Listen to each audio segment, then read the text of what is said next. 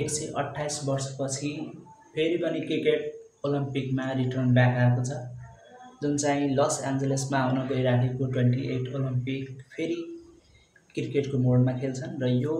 T20 को फर्मेटमा हुन्छ र यो चाहिँ पेरिस ओलम्पिकमा समावेश थियो भने अहिले आएर 128 वर्षपछि फेरि क्रिकेट ओलम्पिकमा समावेश भएको छ, जुन 2028 मा हुन गइराखेको ओलम्पिक लस एन्जलस 2028 मा समावेश हुन्छन् र यो T20 फर्मेटमा चाहिँ गेम हुन्छ र खास यसको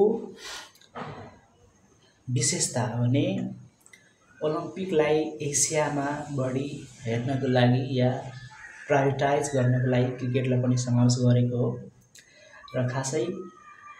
यो टिम चाहिँ 6वटा पुरुष टिम हुन्छ भने 6वटा महिला टिम पनि हुन्छ र यो 6वटा टिम चाहिँ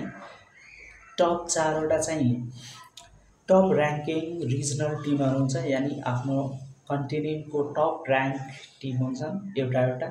र एउटा युएसए अहिले विवादितमा छ कि होस्ट हो त्यो हुन सक्छ र वेस्ट इन्डिजको चाहिँ वेस्ट इन्डिज कुनै कन्ट्री नभएर त्यो प्रान्तहरू मिलेर बनेको छन्। अब त्यसमा छलफल